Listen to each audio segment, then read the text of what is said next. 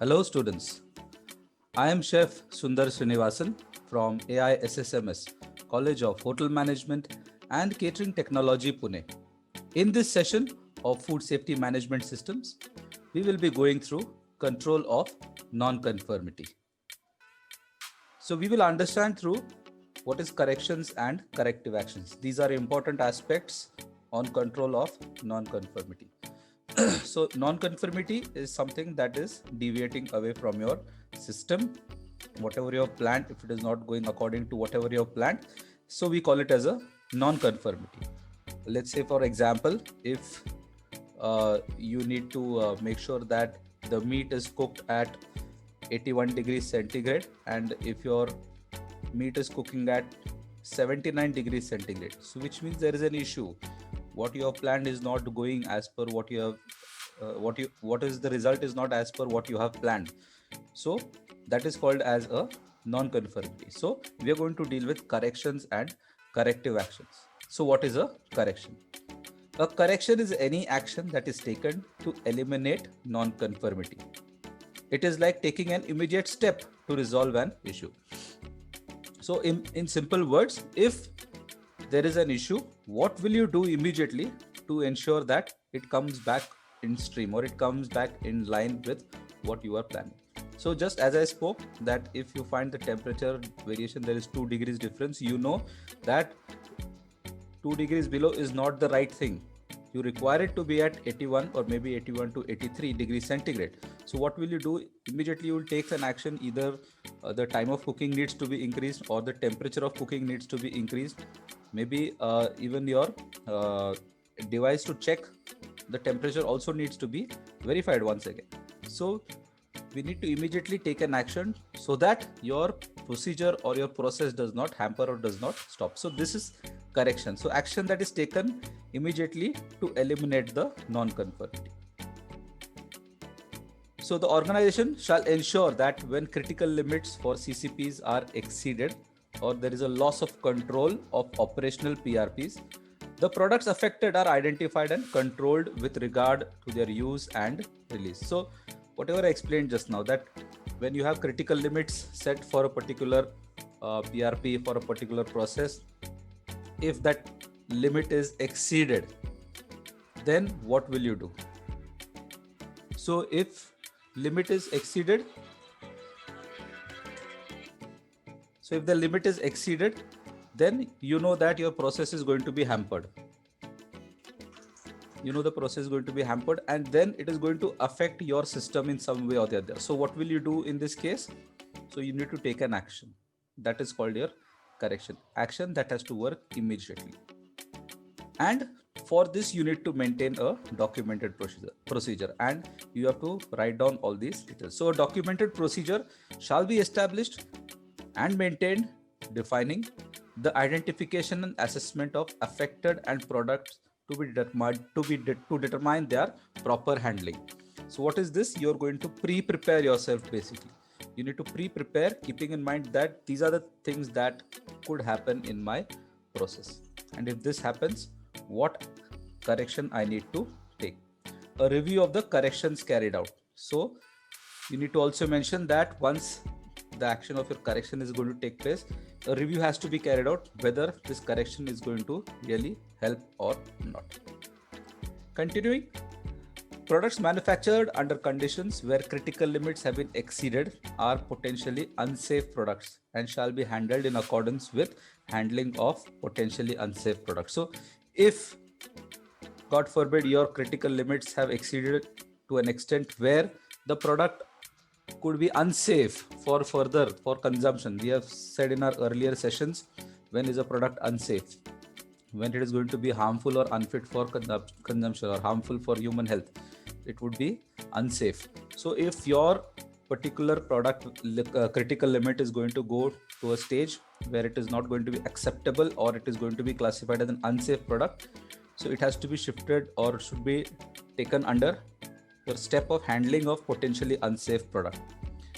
Product manufactured under conditions where OPRPs or operational PRPs have not been confirmed with shall be evaluated with respect to the cause or causes of non-conformity and to the consequences thereof in terms of food safety, and shall, where necessary, be handled in accordance with handling of potentially unsafe product. The evaluation shall be recorded. So, uh, whatever OPRPs that have not been confirmed, where there is an issue and uh, where the product you feel is not safe, and although you are putting in your corrections, and these corrections after being involved also, you see that the product needs to be handled carefully, or needs to be brought under an unsafe product, or should be thought about as an unsafe product. These evaluations need to be recorded. You need to put it on paper. All these corrections shall be approved by a responsible person. So a person who is identified by the top management and the food safety team, they shall be responsible to approve corrections. So any corrections needs to be approved by a proper person. Once this is done, it should be recorded with the information of what kind of non-conformity has occurred, what was its cause, and what would be its consequences, and including information that needed for traceability purpose. So basically it is like the person who is going to be responsible for taking this action, they shall be writing it down, putting it on paper, what kind of corrections is being implemented. They shall also maintain what was the cause that created this non-conformity, and what could be the consequence if corrections are not done, and why the corrections have been done. And also they need to put down other details so that traceability is easy, or they can track down this particular batch, product, or the process or date when it has been done. Now we move to corrective action. The earlier one was corrections, now corrective action. So this is an action taken to eliminate the cause of a detected non-conformity. Corrective actions lead to continual improvement. So this particular corrective action is going to deal with whatever happened, but this should not happen again. So that is what is corrective action. For example, as I said earlier, you wanted 81 degrees centigrade, but it was 79 degrees centigrade, and maybe you realize that the time of cooking need to be increased, or the temperature need to be increased during the cooking step or the stage. So what will you do so that issue does not again? So immediate action that you took at that time maybe was you increase the cooking time by maybe 1.5 minutes or 1 minute. So that was an immediate action that you did. So what is your corrective action? You will make sure that you change your procedure or the step and train the person over there that the cooking time henceforth will be XYZ time. So additional 1 minute may be added into it if it was a time related. If it was temperature related, then the change of temperature that was done at that time would be correction, and your change in the entire process, which would include training of the personnel also, would be that the temperature would be at so and so level. So this is corrective action, something that you do so that issue does not crop up again. Now what happens in this is an improvement that you're doing. So this adds into the continual improvement of the system. Data derived from the monitoring of operational PRPs and CCP, they shall be evaluated by designated persons with sufficient knowledge and authority to initiate corrective action. So whatever data that is being derived from here, they shall be evaluated by people who are identified from your food safety team, and who are at a good authority, and who absolutely know their procedures, their operations very well. Okay, and they are people who will initiate the corrective actions, and these actions shall be initiated when critical limits are exceeded, or when there is a lack of conformity with operational PRP. So whenever there is lack of operation or lack of conformity or non-conformance raised, this shall come into action. The organization shall establish, maintain documented procedure that specifies appropriate actions to identify and eliminate the cause of detected non-conformity. So basically again, that you need to have a documented procedure in place that will specifically tell or speak about what actions that are identified and that could be taken at a particular stage, what kind of detections could happen in your system, and when there is an issue and how it has been resolved, and if that resolution is a corrective action and it can be put into continual improvement so that reoccurrence of that issue should not happen. So to prevent reoccurrence and to bring processor system back into control after the non-conformity is encountered. So as I gave an example, the temperature difference that was seen as a non-conformity, and then what could have happened, what did they do immediately, and then what they have to do to their system, where you involve the entire process to be evaluated once again, wherein you have changed maybe the time or the temperature, the person who is there at that stage or whatever personal training is involved, and then you have evaluated that yes, now the operation is working correctly. So that time your non-conformity would actually close, and now that would be implemented as a new system. So all these actions include reviewing of non-conformities. Will it lead to customer complaints, or are there any customer complaints in this process? Will that be helpful in updating your system? Reviewing trends in monitoring results that may indicate development towards loss of control. So during the monitoring process or during the evaluation process, we could see that changes in loss of control. Are there any changes in control, and could it be changed so that your system is upgraded? Determining the cause of non-conformities. So what exactly was the reason in our earlier sessions, or maybe in the further sessions we'll be seeing a part of this, the YY formula, we could say it as, or YY tree. So why or where this non-conformity has cropped up. Evaluating the need for action to ensure that non-conformities do not reoccur or recur. So you need to evaluate this action, and you should ensure that whatever you have planned and designed and re-implemented, so the issue should not crop up again. The non-conformity that had raised earlier should not crop up again. So as I said, the temperature thing should not come up again. So that is how you should develop or change your system. Determining and implementing the actions needed. So what kind of actions need to be taken to ensure non-conformity is covered and these do not reoccur. Recording the results of corrective action taken. So once your corrective action has been taken and you have verified it, you need to note down or put down the results properly, so that you have a record that is created that it has been done in the manner that it was supposed to be done. Reviewing corrective actions taken to ensure that they are effective. So whatever actions have been taken, we should make sure that they are effective. Corrective actions shall be recorded. So as I said, you need to put this all as a record to make sure that all details are available at a later stage to verify what process you have actually followed. Handling of potentially unsafe product. The organization shall handle non-conforming product by taking actions to prevent the non-conforming product from entering food chain unless it is possible to ensure that. First thing we need to understand, unsafe product is something that is going to cause harm in some manner, in some way or the other, to the consumer, to the customer, or whoever is going to have that particular product. So to prevent this from entering into the food chain, or what could be done so that the product is safe. The food safety hazard of concern has been addressed to the defined acceptable level.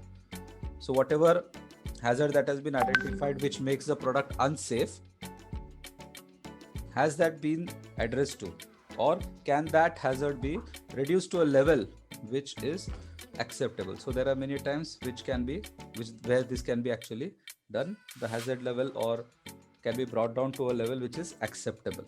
So this is a limit that you set at an earlier stage. The food safety hazard of concern will be reduced to identified acceptable level prior to entering the food chain. So the earlier one was in the system itself, you bring it down, and here before it goes into the food chain, you bring down the or reduce the identified hazard to an acceptable level. The product still meets the defined acceptable level of food safety hazard of concern despite the non-conformity. If in case there is a non-conformity, does the product still have the acceptable level, or is it going beyond? If it is going beyond, it will become into an unsafe product. If it is below the acceptable level, it can still be taken up further.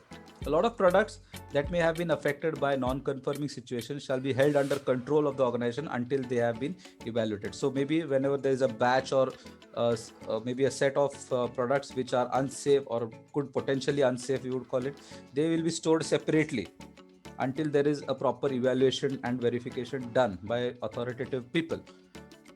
Okay, once it has been asserted and affirmed, only then it will go further. If the products have left the control of the organization, are subsequently determined to be unsafe, the organization shall notify the relevant interested parties and initiate a withdrawal. So if it is realized that after the product has left your control, left your organization, maybe it has reached the next stage, and it is realized that that particular batch is potentially unsafe product, so you need to immediately reach out to these places where the product has reached and call, say, a withdrawal, or we say a recall. You will hold those products or bring it back to your organization. And if the product is found potentially unsafe within your organization, you will store it separately, keep it separate, and if possible, to minimize the hazard levels, to bring down the hazard levels and then take it up further. If not, then you bring it back into the system to check whether you can reprocess it. We'll see that ahead. The controls and related responses and authorization for dealing with potentially unsafe products shall be documented. So basically, you need to bring it all under document. You need to write down all the details that are being found out. Evaluation for release. So each lot of product affected by non-conformity is required to be released as safe only when any of the following conditions apply. So when will you release these products? When they are found potentially unsafe. Evidence other than monitoring system demonstrates that the control measures have been effective. So you have proper evidence that your system demonstrates that whatever control measures you have adopted or that you have followed, it is effective. So if it is so, then it can be deemed as safe. Evidence shows that the combined effect of various control measures for that product complies with the performance intended. So intended is acceptable levels which are identified and they are falling within those acceptable levels. So if it is so, then it can be deemed for release or can be further sent for release into the chain. The results of sampling analysis or other verification activities demonstrate that the affected lot of product complies with identified acceptable levels. So if there is a certain kind of analysis need to be done or testing needs to be done on the product once again, and if the results of these show that it is safe or within the safe limits, there is no food safety hazard that is going to be affecting anybody further, then it can be released further. Disposition of non-conforming product. So following evaluation, if the lot of product is not acceptable for release. So as I told you earlier, just 2 slides before that, if it is within your organization or if it is outside, okay, whichever product which is potentially unsafe, if the lot of product is not acceptable for release, it is required to be handled in one of the following situations. So these are the situations what you are generally supposed to do in case it is not acceptable.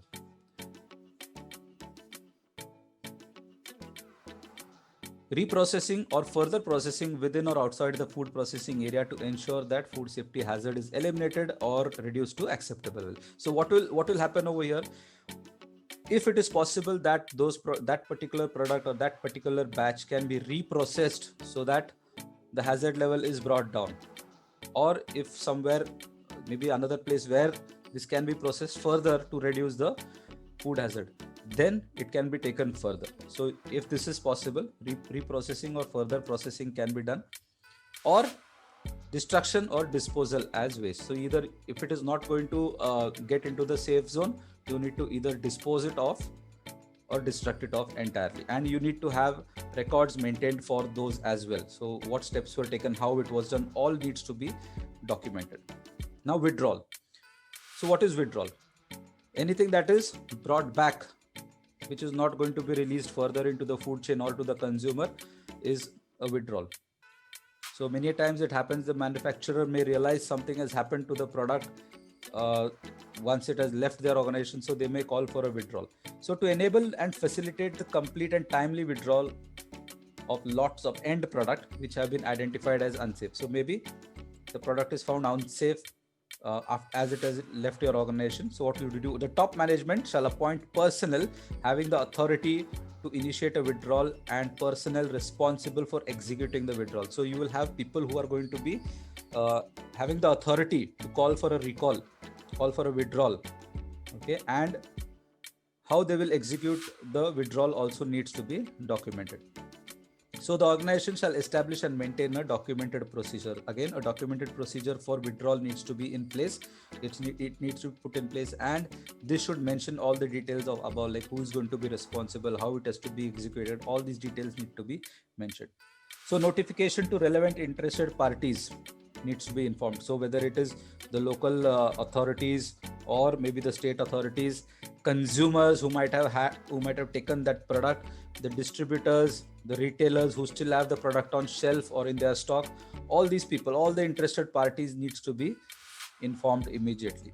Handling of withdrawal products as well as affected lots of products still in stock. So if you have it in stock, how you are going to handle it, and these stocks that might be there in the godown or maybe in at the stockist or at the wholesaler depot, all these things need to be taken care of. And the sequence of actions that need to be taken, what kind of steps will be taken by the organization in case of a withdrawal. The product shall be secured or held under supervision until they are destroyed, used for purposes other than originally intended, determined to be safe for the same intended use, or reprocessed in a manner to ensure they become safe. So these products, you might call it back, and it can be if there is a reprocessing involved, it could be done with a reprocess, and the product might be continued to use. Okay, I would deviate from food and give an example. If there is an issue with a particular automotive part, a part in a automobile, in a car, and the company needs to replace that particular part because there's an issue that has been found later on. So they will do a withdrawal, not but an entire withdrawal, but they'll call for these vehicles at their service centers and change that particular part, and the product is still in use. So similarly, if there is reprocessing involved, it can be sent for reprocessing, else it will go into disposal. The cause, extent and result of a withdrawal shall be recorded and reported to the top management as an input in the management review. So there would be an extensive report on what the entire sequences that have taken place, what were the losses that were involved, what was the root cause. All details will be recorded and it shall be presented to the top management. The organization shall verify, record the effectiveness of the program through the use of appropriate techniques. So they could have mock withdrawals or practice sessions held to know whether their particular procedure that they have documented, whether it is going to be right or not. Maybe once in a year they can do a particular mock drill entirely to know whether exactly what they have planned, will it go that way or not, and then they might even record whether it is being done the right way or not. So thank you all students for this particular session. Students of AISSMS, College of Hotel Management and Catering Technology, please click on the link given below and attempt the given quiz. These were the references that were used for this session. Once again, thank you all and happy learning.